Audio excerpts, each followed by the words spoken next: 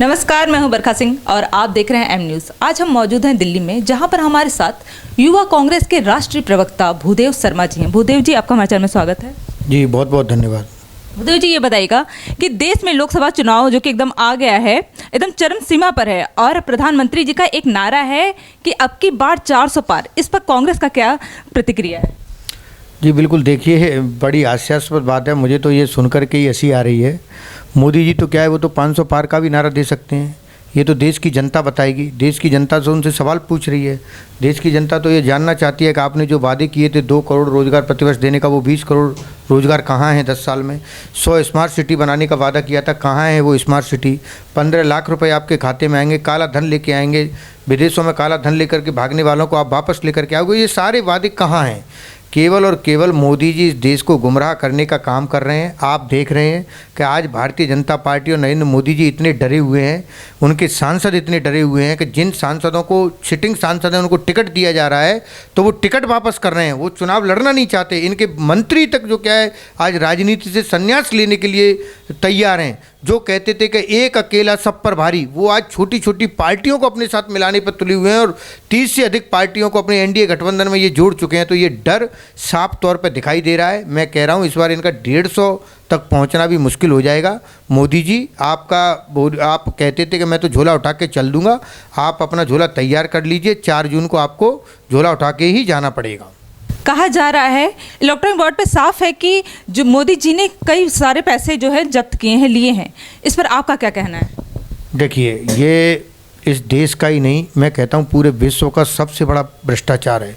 Electronic bond के नाम पर भारतीय जनता पार्टी ने, और मैं कहूँगा कि मोदी जी ने जो भ्रष्टाचार किया है, अब वो देश के लोगों के सामने है। क्योंकि जिसको ये छुपाने का काम कर रहे थे, अभी तो इससे एक बड़ा और भ्रष्टाचार आएगा, पीएम केयर फंड, जिसको ये उजागर करना नहीं चाहते हैं, जिसको ये गोपनीय रखना चाहते हैं, जैसे इलेक्ट्रॉनिक बॉन्ड को रखना चाहते थे। लेकिन मैं धन्यवाद अर्पित करना चाहता हूँ सीजेआई का, जिन्होंने इसको सबके देश के लोगों को बताने का काम किया, सबके सामने ओपन करने का काम किया। इससे सीधे तौर पर यह पता है कि आज भारतीय जनता पार्टी, जो अब तक जिनका नाम मोदी जी सभाओं में जा करके भ्रष्टाचारी बोलते थे, उनको अपनी पार्टी में सम्मिलित करते थे, वो इसीलिए करते थे कि इलेक्ट्रॉनिक बॉन्ड के नाम पर उन भ्रष्टाचारियों के साथ मिलकर के इस देश के लोगों के साथ जो धोखा किया है, इतना बड़ा भ्रष्टाचार किया है, उसका जवाब जनता 4 जून को जब चुनाव के रिजल्ट आएंगे तो उसमें देखने को मिलेगा। जनता इसका जवाब देगी। और मैं कहता हूँ मोदी जी, आपको जवाब देना पड़ेगा इस देश के पैसे का, इस देश के लोगों की भावनाओं के साथ आपने जो खिलवाड़ करने का काम किया है। देश के लोगों ने आप पर विश्वास किया, आपको 2014 में पूर्ण बहुमत दिया, 2019 में पूर्ण बहुमत दिया, लेकिन आपने इस देश के लोगों को धोखा दिया और इतना बड़ा भ्रष्टाचार किया, जिसको कि आज पूरे देश के लोग जान चुके हैं। चुनाव से पहले ही प्रधानमंत्री जी ने CAA लागू कर दिया है। इस पर आपका क्या कहना है? देखिए, मुझे तो बड़ा अजीब लगता है ये जान करके कि ये जो लोग CAA पर डिबेट कर रहे हैं या ये CAA ला करके केवल देश के लोगों को गुमराह करने का काम कर रहे हैं। इससे पहले भी देश बाहर से आए हुए लोगों को, विदेशियों को जो क्या है नागरिकता मिलती थी, आज भी मिलती है और मुझे लगता है आगे भी मिलती रहेगी। CAA के नाम पर इस देश के साथ सिर्फ देश के लोगों को गुमराह करने का काम किया जा रहा है। CAA ना तो कभी मुद्दा था, ना है, ना कभी होगा। लेकिन इस देश में जो क्या है, लोगों को आपस में लड़वाने के लिए, हिंदू मुस्लिम जैसे मुद्दों को बढ़ावा देने के लिए भारतीय जनता पार्टी इस तरह के मंसूबे अपनाती है। आपको याद होगा कि इलेक्ट्रॉनिक बॉन्ड का जिस दिन SBI ने खुलासा किया, उस दिन पूरे दिन भर न्यूज़ चैनलों में क्या चल रहा था? मोदी जी शाम को आएंगे, अगले दिन उस मुद्दे से भटकाने के लिए CAA। इस तरह से ये देश के जो मेन मुद्दे हैं, चाहे वो बेरोजगारी हो, महंगाई हो, किसानों का मुद्दा हो, महिलाओं की सुरक्षा को लेकर के हो, देश के युवाओं के मुद्दे हों, गरीबों के मुद्दे हों, उनसे भटकाने के लिए इस तरह के ये हथकंडे अपना देते रहते हैं। वरना इस देश में पहले भी लोगों को नागरिकता मिलती थी। और मैं कहता हूँ पहले कितना सुरक्षित था कि देश में जो भी बाहर से आता था उसको बताना पड़ता था कि आप बाहर से क्यों आए हो, क्या कारण रहा कि आप यहाँ की नागरिकता लेना चाहते हो। लेकिन इसमें क्या है, इसमें आप कोई भी बांग्लादेश, पाकिस्तान, इन देशों से कोई भी आएगा, चाहे वो कोई हिंदू हो, मुस्लिम हो, कोई आइडेंटिटी नहीं चाहिए, आएगा और उसको नागरिकता मिलेगी। तो ये भारत के लिए नुकसान है या फायदेमंद? बिल्कुल, ये देश की सुरक्षा के साथ खिलवाड़ है।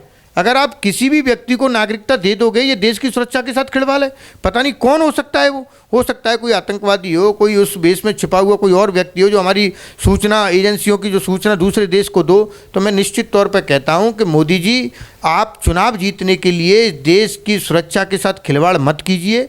देश में विदेशों से आने वाले लोगों को पहले भी नागरिकता मिलती थी, आज भी मिलती है और आगे भी मिलती रहेगी, लेकिन जिसको ज़रूरत होगी उसकी। लेकिन आप बात करो 4 लाख से अधिक लोग जो क्या है इस देश की नागरिकता छोड़ के चले गए, आप उस पर कोई बात नहीं करना चाहते हैं। क्यों? वो आप ये नहीं जानना चाहते कि वो आखिर इस देश की नागरिकता छोड़ करके विदेशों की उनको नागरिकता क्यों लेनी पड़ी। लेकिन आप केवल और केवल ध्रुवीकरण करने के लिए इस तरह के हथकंडे अपनाते हो, सीए लेकर के आते हो, जिससे इस देश का भला नहीं होने वाला है, इस देश के लोगों का भला नहीं होने वाला है। कहा जा रहा है कि कांग्रेस में बुजुर्गों ने बेड़ा गर्क कर रखा है। जैसे आप उदाहरण के तौर पर राजस्थान है, एमपी है, छत्तीसगढ़, सबको देख लीजिए। अब आपको भविष्य में क्या लगता है कि इसमें युवाओं को चांस मिलेगा या नहीं? देखिए, बिल्कुल, देखो, सबसे बड़ी बात यह है कि कोई भी पार्टी होती है उसमें हर किसी का अपना एक रोल होता है, चाहे वो बुजुर्ग हों, चाहे वो युवा हों, चाहे अपनी जो स्टूडेंट विंग होती है उनका भी एक अपना अहम योगदान होता है। जैसे एनएसयूआई है, हमारी यूथ कांग्रेस है, हर किसी का एक अपना अपना रोल होता है। और हमारे नेता राहुल गांधी हैं, हम जानते हैं कि हमारे नेता राहुल गांधी जी युवा सोच के हैं, युवाओं के लिए बात करते हैं, चाहे वो युवाओं के रोज़गार की बात हो, चाहे युवाओं को पॉलिटिक्स में लेकर के आने की बात हो। मेरे जैसे युवा जो जिनका कोई पॉलिटिकली बैकग्राउंड नहीं है, जो कोई इतने बड़े पैसे वाले भी नहीं है, लेकिन फिर भी मेरे को एक राष्ट्रीय स्तर पर जो क्या है यूथ कांग्रेस में प्रवक्ता बनाने का काम किया। मेरे जैसे तमाम युवा जिनका कोई बैकग्राउंड नहीं था, लेकिन आज वो विधायक हैं, एमपी हैं और राजनीति में आगे बढ़ के आ रहे हैं, जिनका राजनीति से कोई संबंध नहीं था। ऐसी सोच हमारे नेता राहुल गांधी जी की है और हमारे नेता वही हैं। हम उनके साथ मिलकर के काम कर रहे हैं, इस देश को आगे बढ़ाने का काम करेंगे। और मुझे लगता है कि युवा ही इस देश में इस देश का विश्वगुरु बना सकता है। तो निश्चित तौर पर युवाओं का योगदान है और आगे भी रहेगा। अमेठी और रायबरेली जो कि गांधी परिवार का पारंपरिक सीट है, इस बार उसमें कौन लड़ाई करेगा, कौन आएगा आगे? देखिए, टिकट को लेकर के तो शीर्ष नेतृत्व तो हमारी एक कांग्रेस पार्टी की एक परंपरा रही है। यहाँ एक लोकतांत्रिक पार्टी है, हमारे यहाँ हर कोई काम होता है तो वो सब पूरी सबकी सलाह से मशवरे के बाद होता है। सीडब्ल्यूसी की मीटिंग होगी, उसमें ये तय किया जाएगा जो भी चुनाव जीतने का काबिल होगा उसको टिकट मिलेगा, चाहे अमेठी हो, रायबरेली हो, या पूरे देश में कहीं पर भी ये शीर्ष नेतृत्व डिसाइड करेगा। जहाँ भी होगा, जो भी लड़ेगा, युवा कांग्रेस उसके साथ है। मजबूती के साथ हम चुनाव जिताने का काम करेंगे और इस भारतीय जनता पार्टी को खदेड़ने का काम करेंगे। अमेठी से राहुल गांधी जी 2019 में उनकी हार हो गई थी और राजस्थान से भी सोनिया गांधी जी ने राज्यसभा में चली गई हैं।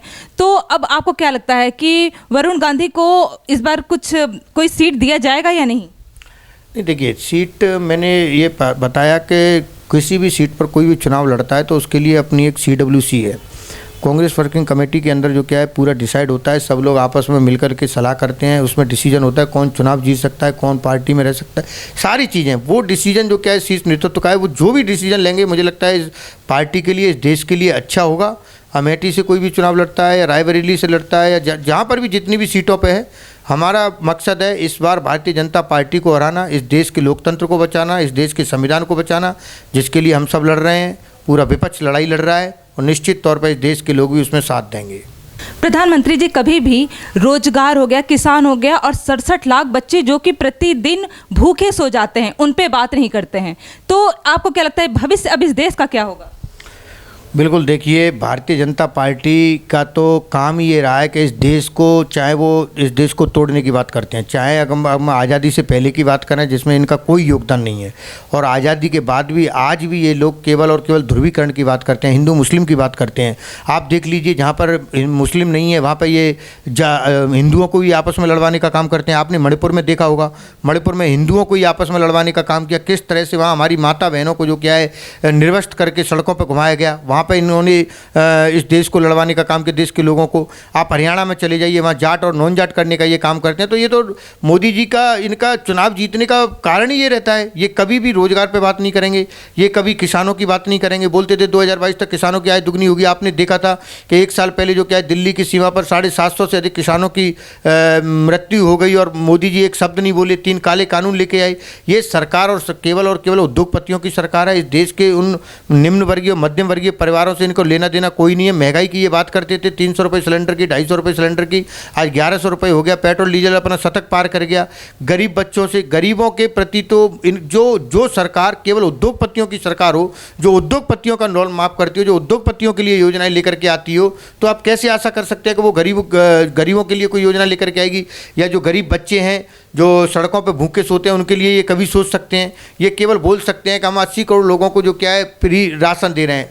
मुझे ये बताइए कि 5 किलो राशन में कौन पूरे महीने खा सकता है? लेकिन बड़ी हास्यास्पद बात है। मैं तो मोदी जी से ये दरख्वास्त करता हूं कि केवल और केवल उद्योगपतियों की सोचना बंद कीजिए। इस देश में 80% से अधिक किसान हैं जो कि निम्न और मध्यम वर्गीय लोग हैं, उनके लिए भी योजनाएं लेकर के आइए और इस देश को विश्वगुरु बनाने का काम कीजिए। वरना इस देश की जनता आपको 4 जून को इस देश से भगाने का काम करेगी। और मैं आपको बताता हूं कि जो हमारी गारंटियाँ हैं, जो राहुल गांधी जी ने जो गारंटियाँ दी हैं, चाहे वो युवाओं के लिए हो, चाहे वो किसानों के लिए हो, महिलाओं के लिए हो, हर किसी के लिए हम गारंटी लेकर के आए हैं। उनको पूरा करने का काम कांग्रेस पार्टी करेगी और इस देश को विश्वगुरु बनाने का काम करेंगे। आप युवा हैं और राष्ट्रीय प्रवक्ता हैं, तो देश के युवाओं के लिए कोई संदेश है? बिल्कुल, आज देश के युवाओं के लिए बिल्कुल संदेश है कि देखिए, आज देश का युवा आज रोजगार के लिए दर दर भटक रहा है। MBA करने के बाद, BTech करने के बाद, LLB करने के बाद, फार्मेसी करने के बाद आज देश के युवाओं को रोजगार नहीं मिल रहा है। एक तरफ मोदी जी कहते हैं कि पकौड़ा तलिए। मैं मोदी जी से पूछना चाहता हूँ कि क्या अमित शाह जी का लड़का भी पकौड़ा तलेगा? क्या वो क्रिकेट का कोई खिलाड़ी था जिसको BCCI का सचिव बना दिया गया? क्या राजनाथ सिंह के या जिनके नेता हैं, जिनके टिकट दे करके आप उनको सांसद बना रहे हैं, उनको कहीं ना कहीं किसी न किसी उद्योग धंधे में, बड़े बड़े धंधों में उनको सम्मिलित कर रहे हैं? क्या आप इस देश के युवाओं को एक नौकरी नहीं दे सकते? हमें ये जानना चाहिए कि इस देश में केवल निम्न वर्गीय और मध्यम वर्गीय परिवार के लोगों के लिए नौकरी से बड़ा कोई पेशा नहीं होता है। उसी के दम पर वो अपना जीवन यापन कर सकते हैं। आपने देखा था कोरोना महामारी के समय, ये बोलते हैं कि बड़े बड़े प्राइवेट जो इंडस्ट्रियाँ थीं, जो प्राइवेट नौकरी करते थे, वो सब अपने घरों में चले गए थे।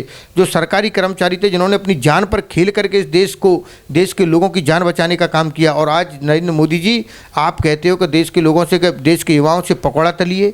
मोदी जी, पकौड़ा तलने की आप बात कर रहे हो? इस देश के युवाओं को रोज़गार दो। और मैं युवाओं से कहना चाहता हूं कि जो आपको रोज़गार दो, जो आपकी बात करे, जो आपके लिए सोचे, जो आपकी पढ़ाई की बात करे, उसको वोट दीजिए। भारतीय जनता पार्टी आपको पढ़ाना नहीं चाहती, केवल दंगाई बनाना चाहती है। इस देश को अगर विश्वगुरु बनाना है तो इस देश के युवाओं को पढ़ाना भी होगा, रोजगार भी देना होगा और उनकी सारी समस्याओं को भी हल करना होगा। बहुत बहुत धन्यवाद हमें समय देने के लिए। जी धन्यवाद। ये थे हमारे साथ भूदेव शर्मा जी, जो कि राष्ट्रीय प्रवक्ता हैं, और उनका कहना है कि युवाओं को अब शिक्षित होना चाहिए और उन्हें अपने फैसले लेने चाहिए, उन्हें अच्छा रोजगार मिलना चाहिए। और उनका कहना है कि अगर देश का भविष्य ऐसे ही रहा तो फिर क्या ही होगा। पर देखना तो यह है कि आने वाले चुनाव में क्या होता है। तब तक के लिए बने रहिए हम न्यूज़ के साथ। मैं बरखा Singh. If you like this video, hit the like button and press the bell icon to never miss an update from